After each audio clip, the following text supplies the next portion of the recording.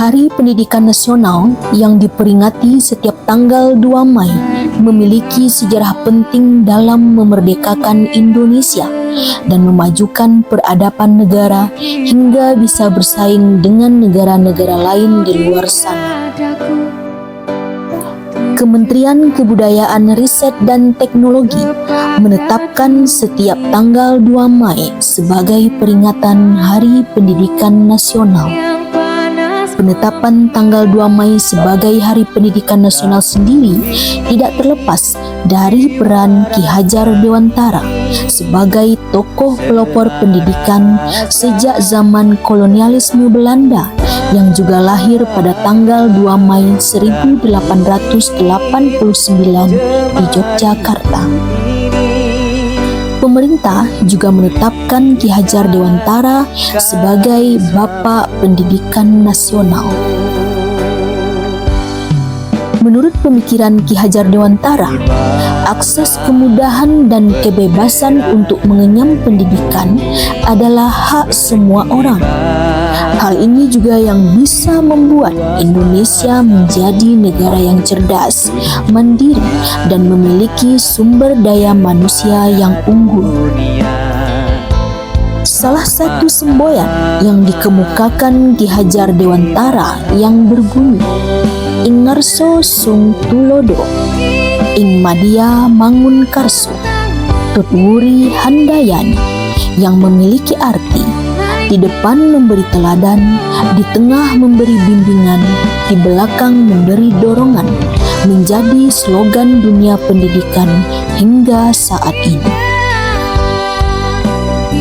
Perguruan tinggi merupakan lembaga pendidikan yang mempersiapkan peserta didik untuk menjadi anggota masyarakat yang memiliki kemampuan baik secara akademis maupun keterampilan. Sebagai salah satu wadah pendidikan bagi generasi bangsa, perguruan tinggi memiliki peran yang sangat penting dalam pembentukan karakter dan diharapkan mencetak lulusan-lulusan yang berkualitas sehingga mampu membawa bangsa Indonesia ke arah yang lebih maju. Dalam pelaksanaan pendidikan, perguruan tinggi mengacu pada Tridharma perguruan tinggi, yaitu pendidikan, penelitian, serta pengabdian masyarakat.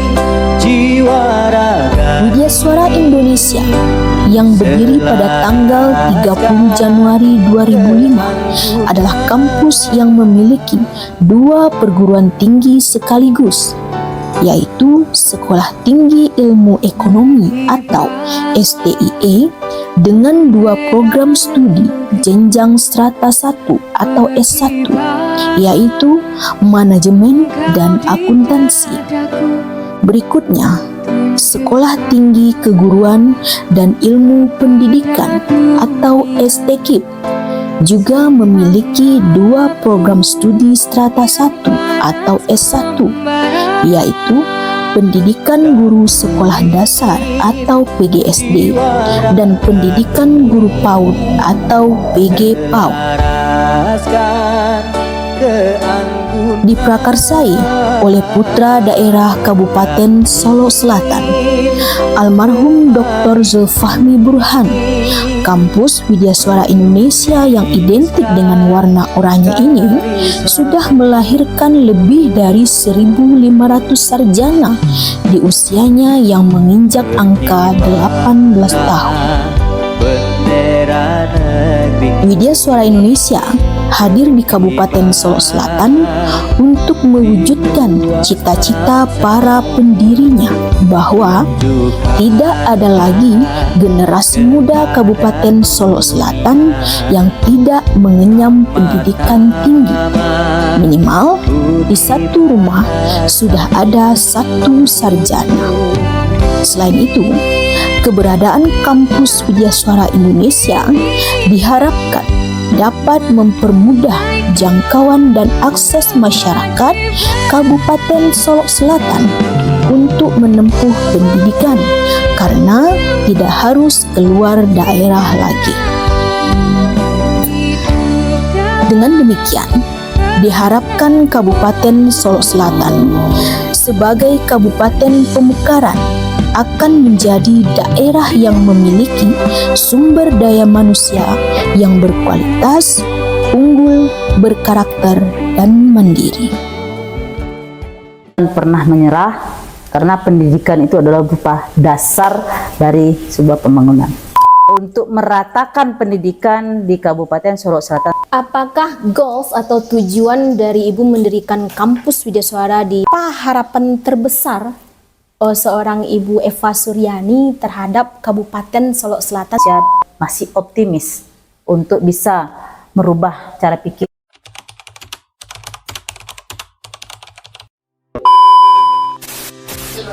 Ya, kalau bagi saya pribadi, pendidikan itu sangat dan teramat sangat penting sekali bagi kita. Karena melalui pendidikan kita bisa mengetahui bagaimana jati diri kita. Kita bisa sebagai manusia ini mengetahui apa sih yang ada potensi dari diri kita yang bisa kita keluarkan, yang bisa kita kembangkan. Dan juga pendidikan ini juga bisa untuk mengentaskan kemiskinan dan kebodohan. Apalagi kita sebagai kaum wanita yang biasanya hanya tahu dengan urusan rumah tangga, namun sekarang melalui pendidikan juga bisa membantu suami tanpa harus meninggalkan kodratnya sebagai seorang perempuan, seorang istri. Dan juga melalui pendidikan ini kita bisa mengembangkan potensi atau bakat-bakat yang ada di diri kita.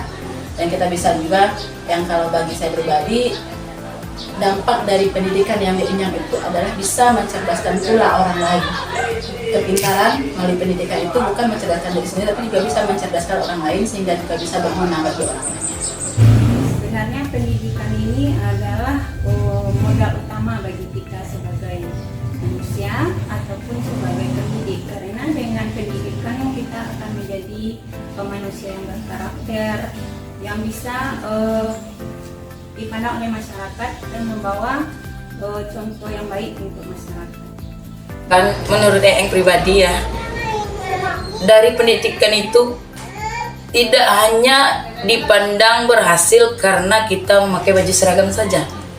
Misalnya ASN, atau kerja kantor wali, apalah itu yang gajinya dari pemerintah, bukan itu saja.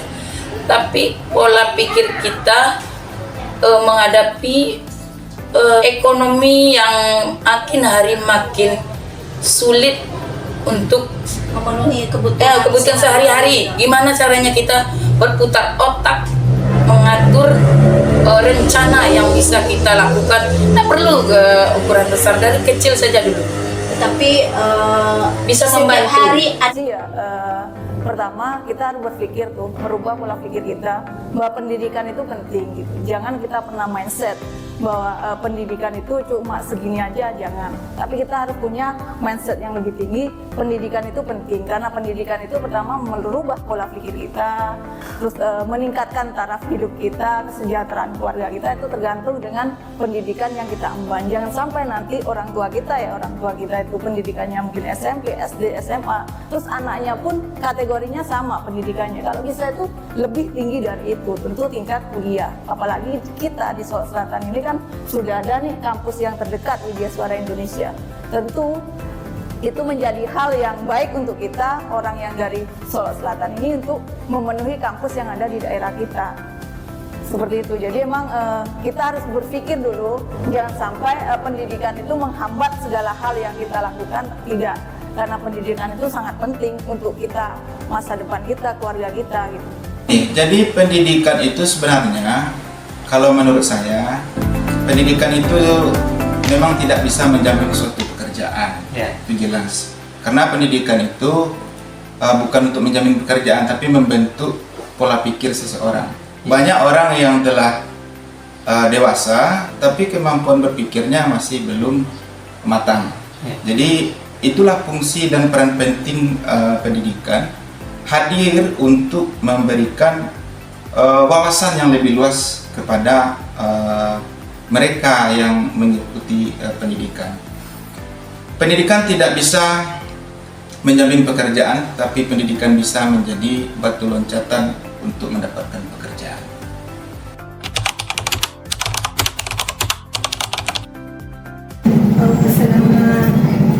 Selama ikut pendidikan itu ya,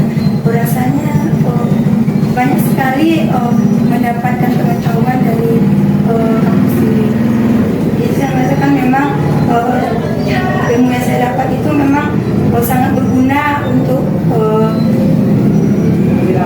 pekerjaan saya gitu kan, untuk mendidik anak-anak. Ya memang kan dari itu saya memang itu modal utama saya, sehingga saya bisa itu melayani dan dalam mendidik anak-anak ini, sehingga saya menjadi percaya diri. Itu pesannya itu untuk kampus Widyaswara Indonesia. Semoga selalu berkembang ke arah yang lebih baik. Nah, itu aja Ibu. Jadi kami berpesan kepada adik-adik kami yang masih kuliah dan memang kuliah, serta juga kepada seluruh masyarakat yang dari Kabupaten Solok Selatan, jangan ragu untuk kuliah di Widyaswara Indonesia. Karena kami sendiri adalah lulusan dari Widyaswara Indonesia dan alhamdulillah sekarang sudah menjadi PNS dan mengabdi di SD 29 Duren Tanja, tepatnya di Kecamatan Sangir, Nagari Lubuk Edam Timur, Kabupaten Solok Selatan.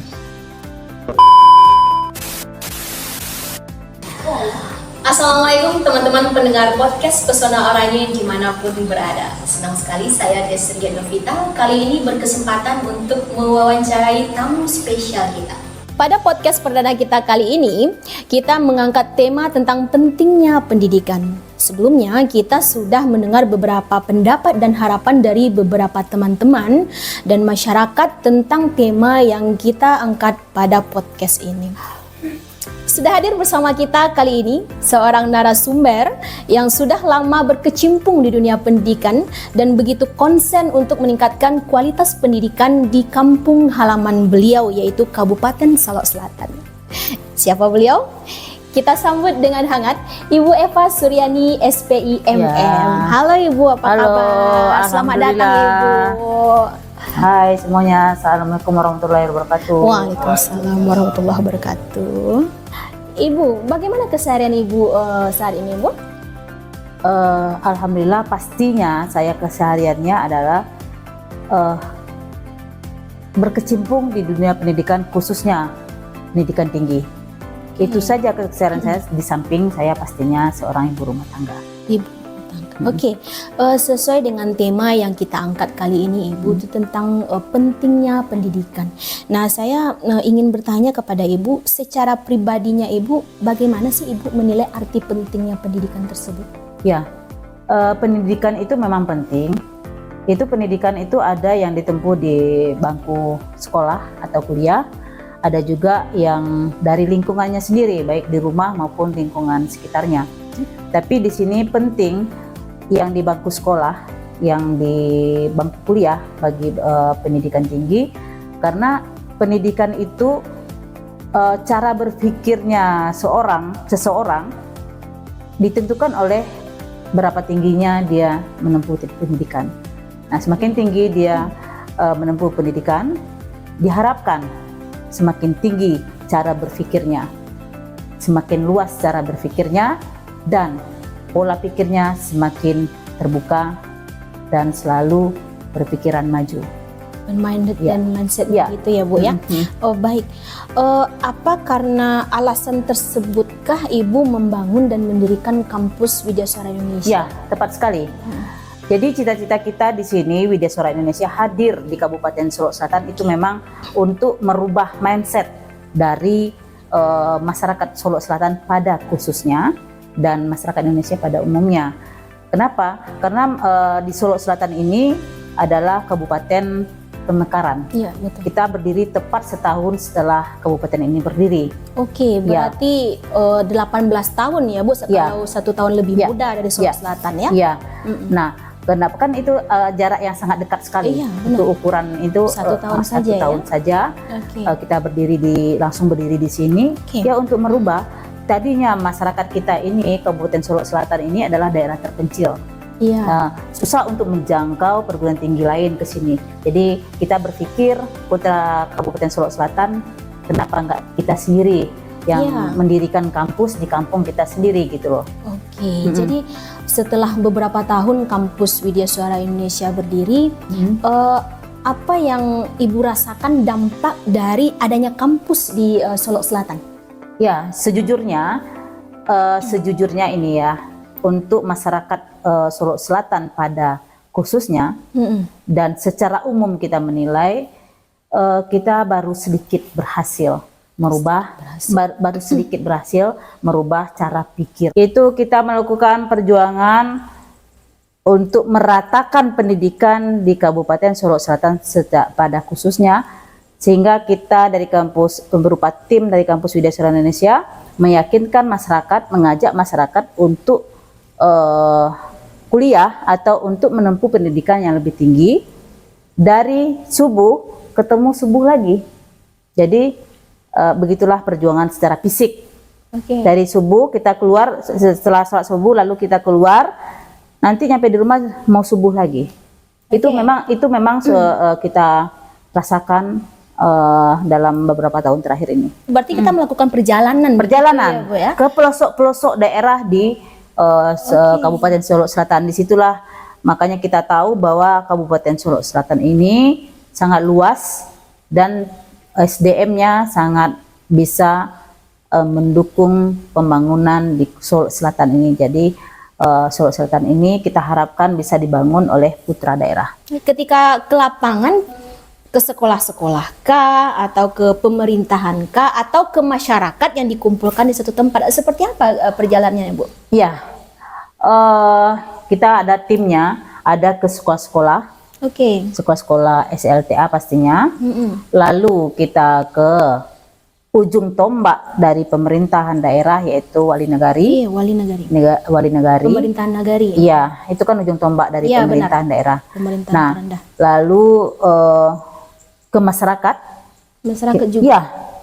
Seperti kegiatan kita di setiap Dies Natalis itu ada santunan disabilitas. Itu memang tujuan kita sosial. Tapi di samping itu adalah kita mengenalkan kampus kita kepada masyarakat yang tadinya mungkin tidak kenal. Ada juga masyarakat Solo Selatan yang tidak kenal dengan kampus kita. Tidak apa-apa, mungkin informasinya tidak sampai ke mereka karena kita jauh ke pelosok-pelosok menjangkau itu semua. Iya, karena tidak kenal maka kita ke lapangan, begitu kan? Iya.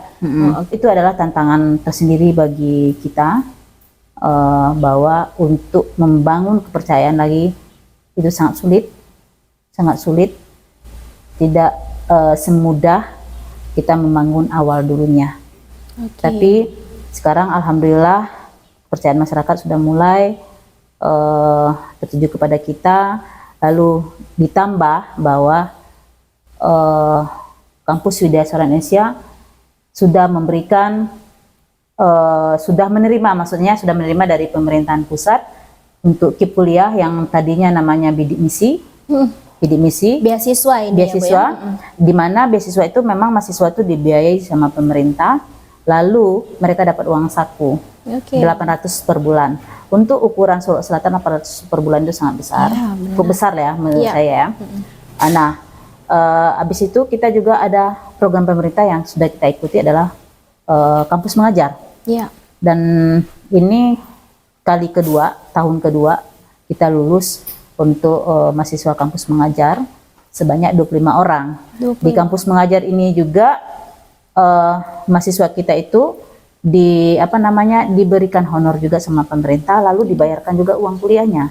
Itu selama 1 semester. Ibu, apakah goals atau tujuan dari Ibu mendirikan kampus Widya Suara di Solo Selatan ini sudah mulai menampakkan hasilnya? Sebenarnya sudah sih, gitu ya. Pastinya sudah. Itu memang kita mulai dari lingkungan kita sendiri dulu, nanti baru kita sebarluaskan pada masyarakat di masing-masing kita berada. Misalnya saudari Desri Yotnuvita di lingkungannya dulu, misalnya di rumah, keluarga atau di tempat kerjanya, ditularkan di sana. Gitu. Biasanya kalau penularan yang positif itu memang agak susah sih daripada yang negatif. Tapi kita harus berjuang untuk itu. Saya yakin kita akan mampu. Perjuangan yang lumayan berat ya, Bu, ya, untuk dunia pendidikan, karena sasaran di sini internal berarti ya, Bu, ya. Jadi kalau kita sudah kokoh di internal, insya Allah eksternalnya justru akan lebih baik lagi, begitu kira-kira ya, Bu, ya.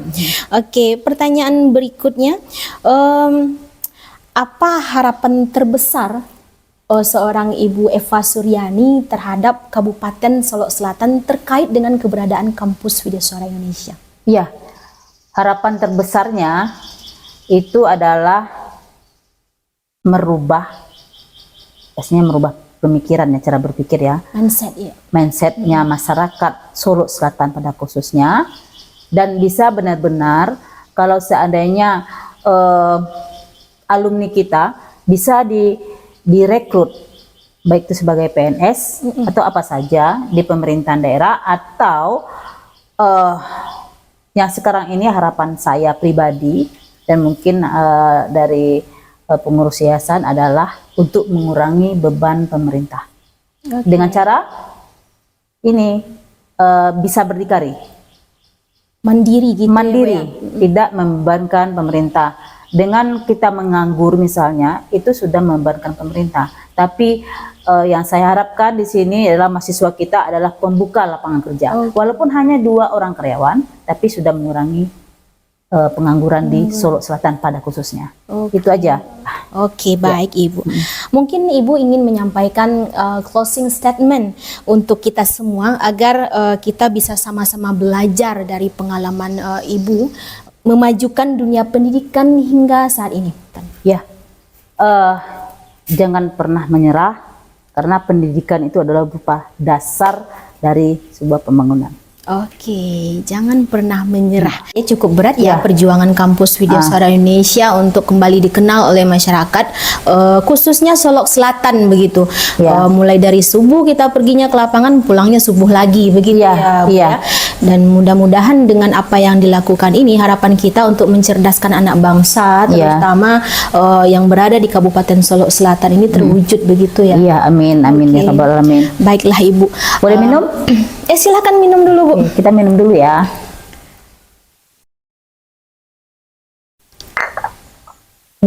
Oke, mungkin demikian saja ya Ibu wawancara kita pada hari ini. Terima kasih sebelumnya Ibu sudah bersedia hadir membagi pengalaman dan bercerita dengan kita di podcast Kampus Oranye Widyaswara Indonesia. Dan mudah-mudahan kita semua termasuk saya dapat mengambil hikmah dan hal baik dari apa yang kita sampaikan pada hari ini. Saya Desriet Novita undur diri, mohon maaf jika ada salah kata. Kita ketemu lagi di episode podcast Pesona Oranye berikutnya. Maju terus pendidikan Indonesia.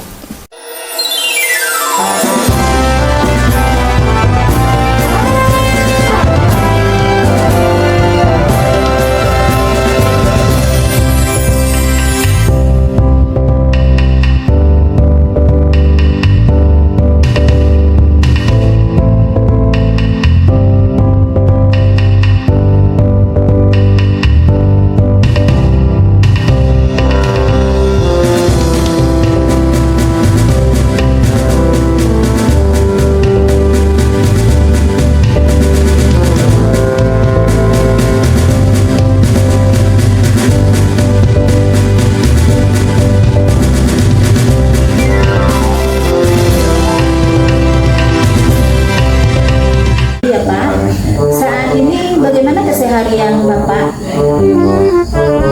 Kesehariannya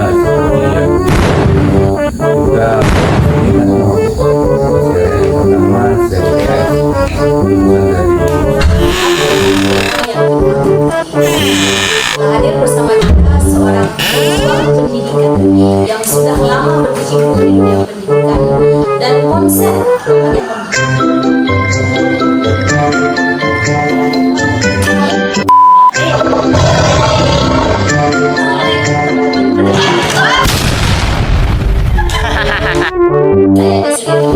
kali ini berkesempatan untuk mewawancarai tamu spesial kita Alah, apa?